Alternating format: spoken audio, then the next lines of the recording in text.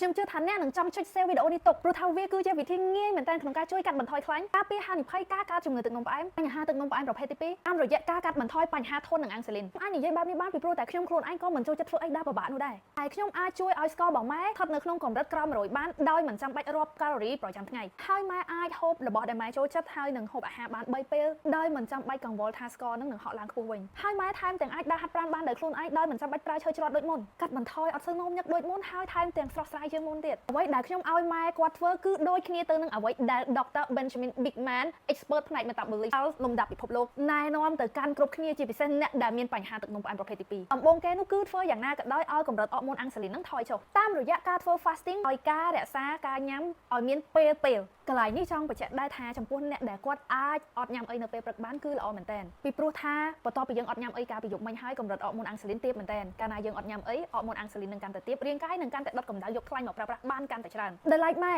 ខ្ញុំឲ្យគាត់ហូបយឺបាម៉ាតេនៅពេលព្រឹកព្រលឹមមុនពេលដែលម៉ែញ៉ាំអាហារពេលព្រឹកពីព្រោះថានៅក្នុងយឺបាម៉ាតេនេះគឺមានសារធាតុអាហារពីរប្រភេទដែលសំខាន់មែនតើសម្រាប់សុខភាពរាងកាយរបស់យើងនោះគឺ collagen acid និង theobromine theobromine គឺជាប្រភេទសារធាតុធម្មជាតិដែលធ្វើការស្រដៀងគ្នាទៅនឹងថ្នាំប្រឆាំងនឹងជំងឺធ្លាក់ទឹកចិត្តថែមទាំងអាចជួយកាត់បន្ថយសម្ពាធឈាមនិងបញ្ហា stress តាមរូបបែបធម្មជាតិដែល collagen acid នេះគឺប្រយោជន៍របស់វាគួរឲ្យកត់សម្គាល់មែនតើមានកិច្ចការស្រាវជ្រាវបញ្ជាក់ថាអាចជួយគ្រប់គ្រងកម្រិតជាតិស្ករនៅក្នុងឈាមហើយបើសិនជាអ្នកកំពុងតែប្រឈមឬក៏មានបញ្ហាធន់នឹងអាំងស៊ូលីនឬទឹកនោមផ្អែមប្រភេទទី2នេះអាចជារឿងដែលសំខាន់មែនតើសម្រាប់អ្នកវាថែមទាំងអាចជួយកាត់បន្ថយ cholesterol កាត់បន្ថយភាពនឿយហត់អស់កម្លាំងកាត់បន្ថយការធ្វើការយឺតរបស់ខួរក្បាលជួយឲ្យខួរក្បាលយើងធ្វើការល្អប្រសើរជាងមុនមានសមាធិជាងមុនប្រឆាំងនឹងបញ្ហារលាកនៃអវយវៈផ្សេងនៅក្នុងរាងកាយថែមទាំងមានកិច្ចការស្រាវជ្រាវដែលជួយបញ្ជាក់ថាវាអាចជួយកាត់បន្ថយជាតិខ្លាញ់នៅក្នុងរាងកាយរបស់យើងបានប៉ុន្តែអ្នកក៏ត្រូវមើលឲ្យច្បាស់ដែរថាតើយូបាម៉ាតេដែលអ្នកហូបនឹងគឺជាប្រភេទបែបណាមានមនុស្សជាច្រើនអាចនឹងធ្លាប់ឃើញ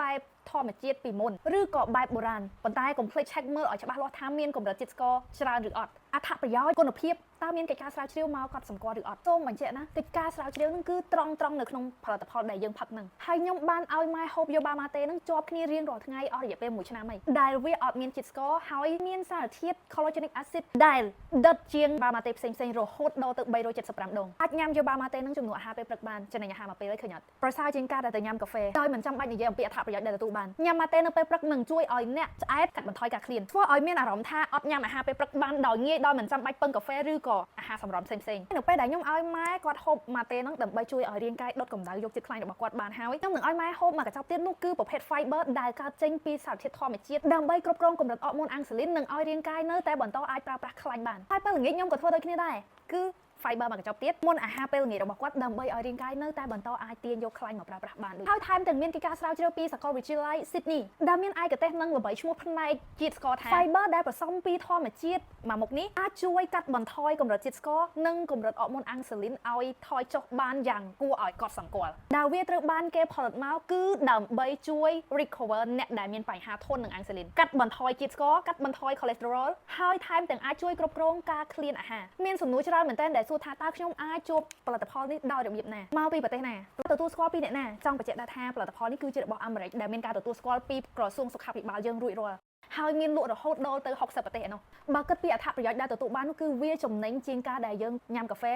ញ៉ាំពពួកតែបៃតងពពួកអាហារសម្រន់ផ្សេងហើយថែមទាំងអាចចំណេញលុយក្នុងការញ៉ាំអាហារពេលព្រឹកបានមួយពេលទៀតចំពោះអ្នកដែលចាប់អារម្មណ៍ចង់ដឹងបន្ថែមអាចតាក់ទងតាមរយៈលេខទូរស័ព្ទខាងលើបានឬក៏ឆាតមកផ្ទាល់ក៏បានហើយខ្ញុំគឺរីករាយជានិច្ចក្នុងការផ្ដល់ការណែនាំហើយនឹងមើលថែយ៉ាងត្រឹមត្រូវរហូតតតែអ្នកបានលទ្ធផលដែលប្រសើរ